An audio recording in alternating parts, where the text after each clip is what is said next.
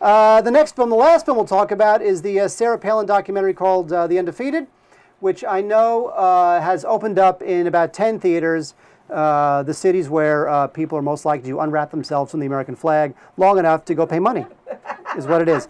Can I say something about The Undefeated? Because you know I'm going to anyway, because that's why I'm sitting in the chair. Otherwise, you'd be sitting in the chair, suckers. What I'm saying is... They could be. They could be, yes. Hiatus starts if we don't get $14,000 more. And after that, when the show relaunches... It could be somebody else but not Mark Kaiser. Somebody else but not Mark When money Kaiser. comes in, why would we bring Mark back? Now we could just pay somebody a little less and keep the money for ourselves. For the crew, Corey deserves more, and Emily deserves more. Maybe a little less for the host, whoever we bring in. That is true. You never know. The thing with the movie is that it's, as a biographical documentary, it is essentially worthless, if not heinous. And I say this because it's a documentary that exists just to promote her. She, in the film, she is the most flawless person who ever lived. And that's true in real life. That she's the most flawless person who ever lived? Mm-hmm. Really interesting. Are you saying that as a woman or as a registered Republican? I'm saying it as a sane voter of the Tea Party. That's true. It sounded sarcastic to me. I think it was. Yeah. The movie was directed by Stephen K. Bannon, and you know what? It's not like the guy doesn't do a good job putting together a documentary. It's just that the documentary, see, the problem is that the documentary is being positioned as a corrective to all of these supposed slights in the media, the liberal mainstream media, where everybody says all these horrible things that Sarah Palin did and all these horrible things that she's been quoted as saying and all in her horrible record.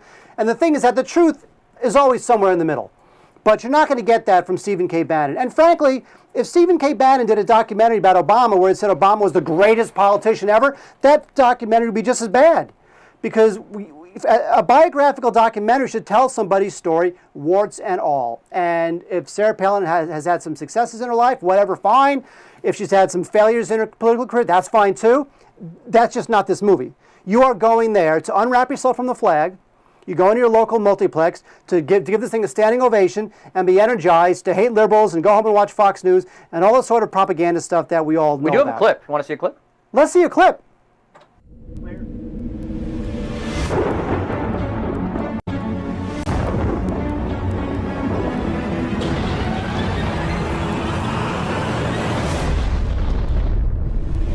Like a Marine, she runs toward the danger. The oil execs approached her and said, "You don't know who you're messing with." It wasn't something that Daddy gave her. It wasn't something that the machine prepared the way for. And she looked him in the face, stared him down. She represented a threat to so many establishments. Juno was something called the Corrupt Bastards Club. And we're watching FBI raiding legislators' offices. People in leadership positions. There is no way she can take on this machine. She blew the whistle on her own party. She took it on because she knew it needed to be done. I was actually working against Sarah Palin. I didn't feel she was strong enough. I didn't feel she had the gravitas. Sarah had courage to try. And she's not afraid. A 42-year-old Wasilla warrior, unseating a 26-year political veteran. On day one, Governor Palin made it absolutely clear that this was a different governor. If we have government still invading our house, then, you know, the women stand up and we start invading the government. And that's what we don't see in any politician. She was a champion of our ideals. I don't give a damn if the phony intelligentsia like it or not. The liberal media don't matter to me. Republican establishment don't matter to me. To hell with the establishment, because the establishment has put us in this position in the first place.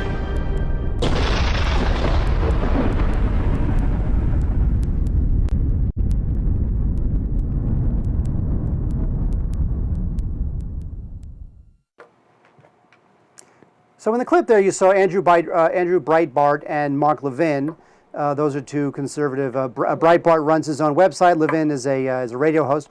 And all the other people you saw there you didn't recognize. Most of them were people who worked for Palin. So obviously, we know what this movie is. And you can come out and say, you know, you're just a pansy, Prius-driving liberal who doesn't realize that Palin's fantastic. Well, you know what? I don't want to see that documentary.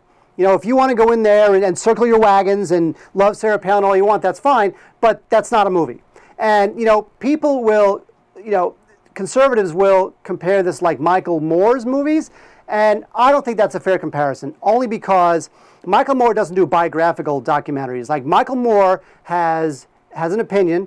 He has a theory he wants to put out there. Now, sometimes, like in Capitalism, a Love Story, he does a poor job. Capitalism was not a good movie.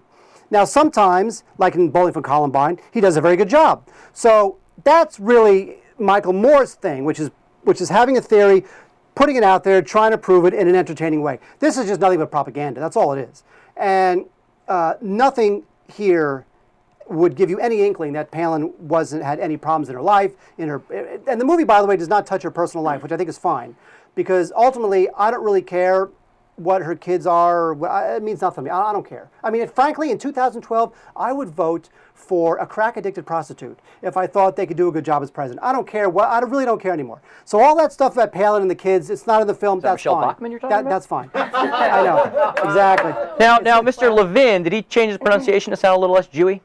I know. Because seriously, I mean, Levin, as lame as that sounds, it's I actually did a lot of political marketing in my day as an undergrad and all that, and that's actually a very legit question in politics of the name changing and the different pronunciation, and you're part of the more conservative right wing. Yeah, but conservatives love the Jews. No.